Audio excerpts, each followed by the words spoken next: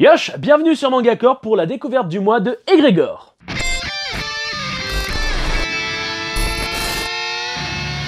Egregor est le tout premier manga des éditions Meian. Alors vous allez me dire, mais Kingdom il est sorti avant, etc. Eh bien sachez que c'est un reboot en fait. Ce manga est déjà sorti en 2017, lors de la création de la maison d'édition.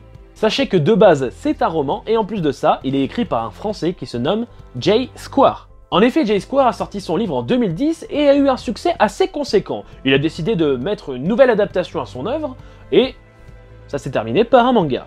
Meian a bien voulu l'aider dans son aventure et il s'est entouré de deux mangakas talentueuses et surtout japonaises. Malheureusement, il y a eu quelques différends entre soit Jay Square, soit les mangakas, soit la maison d'édition. Ça, on n'en sait rien et d'un côté, c'est leur problème, c'est pas les nôtres.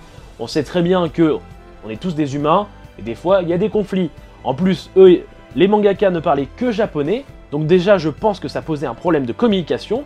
Et en plus, ces mangakas-là avaient un petit côté shoujo, alors que là, Egregor, c'est totalement un shonen. Et c'est à ce moment-là que Meian a fait preuve de persévérance, parce qu'ils ont continué, malgré ce souci de communication ou de différends, à accompagner Jay Square dans son projet de manga. Étant donné que la collaboration avec des mangakas japonais s'est pas super bien passée, ils ont décidé de partir vers la Corée. Et pas n'importe quel coréen, Kim Jae-won, qui est l'auteur et le dessinateur de Demon King, qui n'a malheureusement jamais eu de fin en France, mais qui a pourtant plus de 50 tomes en Corée. C'est lui aussi qui dessine les adaptations de Warcraft en manga. Alors déjà, comme vous pouvez le voir, c'est une belle pointure, donc on espère que ça va bien se passer. Déjà, ce qu'on peut dire sur les dessins, c'est que ça change de l'ancienne version. En effet, les mangakas précédentes étaient certes douées, mais plus calées sur du shoujo, du moins le style shoujo. Là, on part vraiment sur un style un peu plus shonen, un peu plus baston quoi. Ce reboot est sorti le 10 janvier de cette année, et maintenant, on va parler du scénario. Ce manga raconte l'histoire de Foa, un jeune apprenti forgeron qui ne souhaite qu'une seule chose, pouvoir faire des armes extraordinaires pour les chevaliers égides, pour tout simplement qu'ils puissent protéger le peuple. Malheureusement, un jour, le village de Foa est proie à une moisson. C'est une tuerie perpétrée par des êtres un petit peu spéciaux, des faucheurs.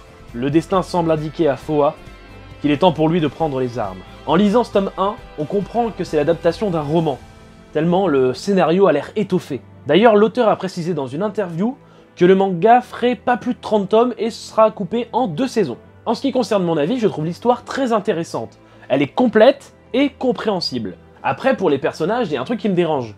C'est le fait qu'on nous présente limite tout le village, et du coup, eh bien, on sait pas sur qui se concentrer, on sait pas quel personnage va être développé.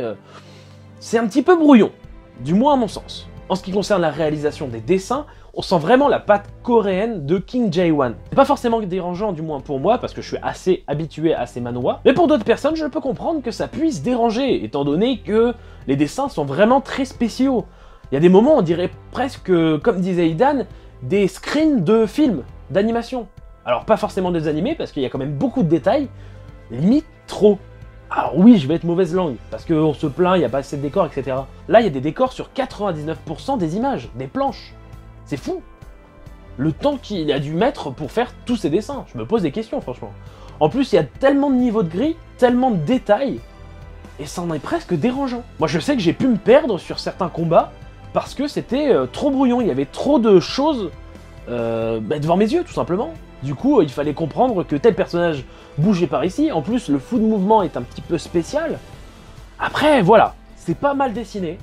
Ça me gêne un petit peu. Peut-être que je ne suis pas habitué à son style de dessin. En bref, ça m'a l'air d'un bon manga. Ce tome 1 m'a donné quand même bonne impression. Du moins en ce qui concerne l'histoire.